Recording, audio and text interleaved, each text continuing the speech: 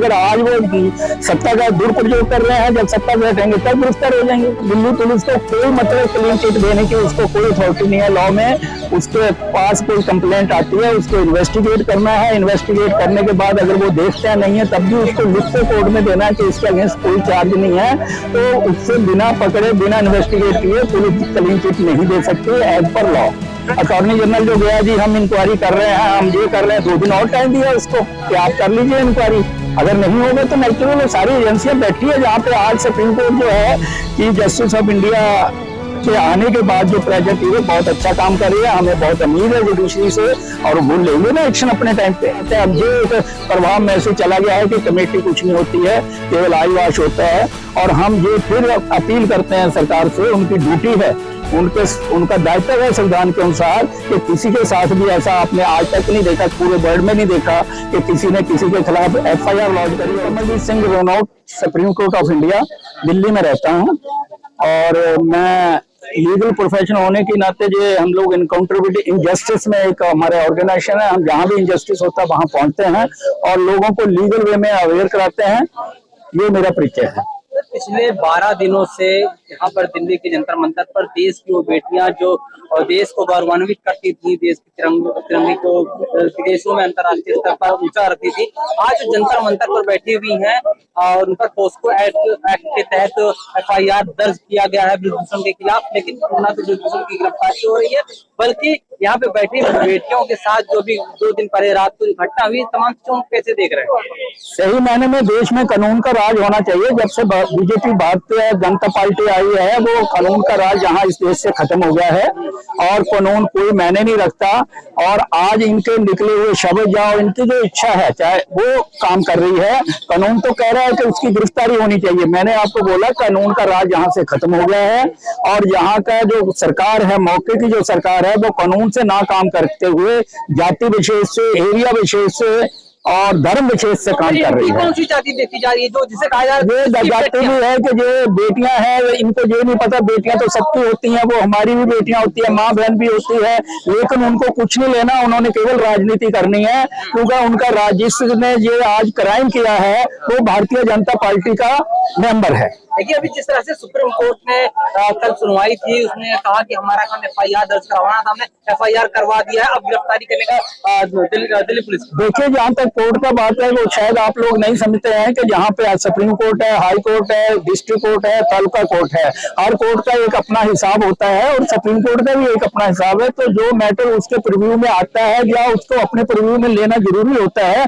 वो supreme court जरूर सुनता है, लेकिन दूसरे कोर्ट भी इक्वली इंपॉर्टेंस है। They are also working. ये उन्होंने यही एडवाइस किया कि आप दूसरे कोर्ट में आइए। तो अभी इन बेटियों को क्या करना चाहिए? नहीं, वो प्रदर्शनी इसके अलावा कोई नहीं। जब जोर जुल्म की टक्कर में एक प्रदर्शनी रह जाता है, जब वो कानून को नहीं मानते, कानून तो उनको पीस ऑफ पेपर हो गया, उसको उन्होंने बंद किया, अपने रख दिया, जो उनकी इच्छा होती है उसके हिसाब से काम कर रहे हैं। यार ऐसा आ जाता है तो लोगों को सड़क पे ही आना पड़ता है। निचली अदालत में जाने के लिए कहा गया, सुप्रीम कोर्ट ने कहा कि आप निचली अदालत में जाइए। सुप्रीम कोर्ट में जाने के लिए कहा गया? नहीं, मैंने आपको बोला, उन्होंने कहा कि निचली अदालत में आए, उसमें हाई कोर्ट भी आता है, डिस्ट्रिक्ट कोर्ट भी आता है, तालुका कोर्ट भी आता है। इसके प्रधानमंत्री से क्या अपील है आपकी? देश के प्रधानमंत्री से हमारी यही अपील है कि जैसे कानून के अनुसार सबको न्याय मिलता है, ऐसे देश की बेटियों को भी न्याय मिलना चाहिए। ये सवाल नहीं है जो बार बार मीडिया उठा रहा है कि वो भारत रत्न, ठीक है उनका महान कर्तव्य है, उन्होंने बहुत मेहनत करी है, मेडल जीत के आई है, लेकिन हर बेटी जो है चाहे वो गरीब हो चाहे अमीर हो, ये कानून उनको सुरक्षा प्रदान करता है, संविधान उनको सुरक्षा प्रदान करता है।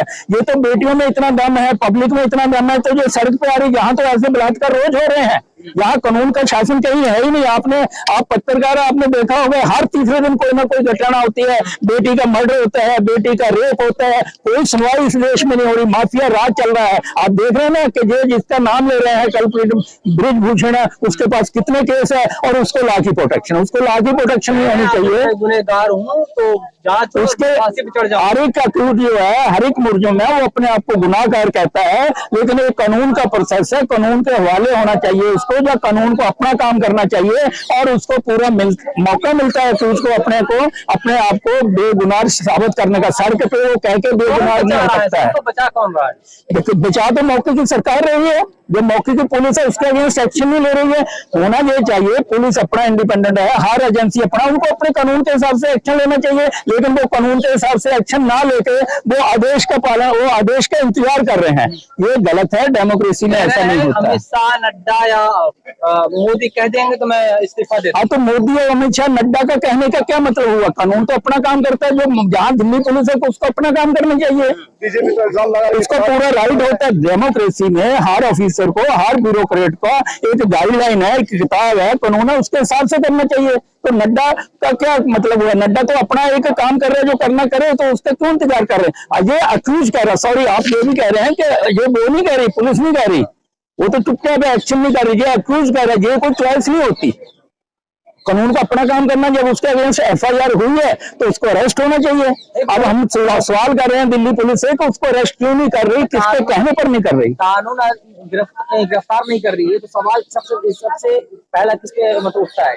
देखिए, मैं आपको फिर बार बार कह रहा हूं कि यहाँ की ब्यूरोक्रेसी भी दबाव में है और लॉ इन्फोर्सिंग एजेंसी भी दबाव है, इवन कोर्ट का भी दबाव है। कोर्ट भी, जुडिशरी भी आजकल दबाव में चल रही है संविधान के अनुसार। को ये बहुत बड़ा जान नहीं, ये रियलिटी है।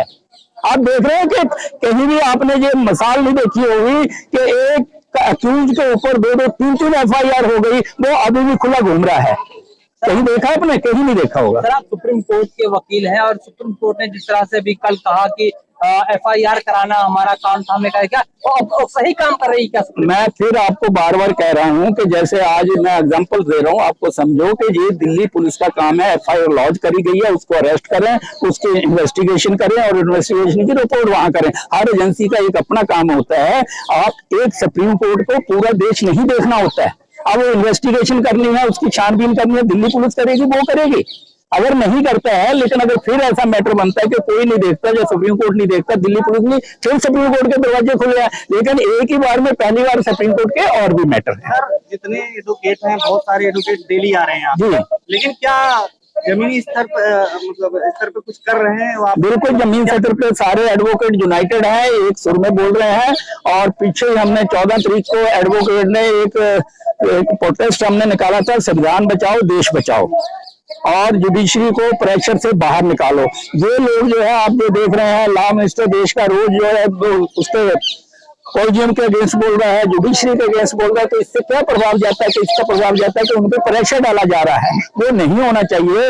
कानून के हिसाब से, संविधान के हिसाब से हर ऑर्गेनाइजेशन है, ऑटोनॉमस बॉडी है, इंडिपेंडेंट है, उनको काम करने देना चाहिए। लेकिन ये सरकार जो आ रही है, क्योंकि सरकार तो सरकार होती है, उसके पास शक्तियां होती है, तो वो उनका गलत प्रयोग करके ऑफिसरों को सही से काम नहीं करने दे रहे। सर, मीडिया चैनल में आप देख रहे होंगे लगातार कि कुछ लोग जो है प्रोग्राम करके इस पूरे मुद्दे पर बाकायदा अपनी राय दे रहे हैं कि यहाँ इसमें जो है आंदोलनजीवी लोग हैं, यहाँ पर इस तरीके का षड्यंत्र हो रहा है, वो जो है रोने गाने का षड्यंत्र हो रहा है। आज ये बात हो रही है कि कानून का शासन जो काम जो करना होता है, जो सरकार का काम होता है कि रूल ऑफ लॉ हो, वो रूल ऑफ लॉ ना कहते जो उसको टोकते हैं, उसको पॉइंट आउट करते हैं कि ये कानून सम्मत बात नहीं है, उसके घर उसको तरह तरह से परेशान किया जाता है। ये तो आप देख ही रहे हैं।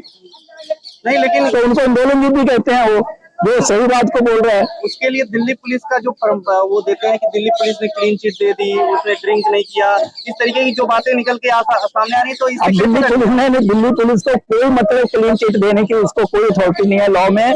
उसके पास कोई कंप्लेंट आती है, उसको इन्वेस्टिगेट करना है, इन्वेस्टिगेट करने के बाद अगर वो देखते हैं नहीं है, तब भी उसको लिख के कोर्ट में देना है कि इसके अगेंस्ट कोई चार्ज नहीं है, तो उससे बिना पकड़े, बिना इन्वेस्टिगेट किए पुलिस क्लीन चिट नहीं दे सकती एज पर लॉ।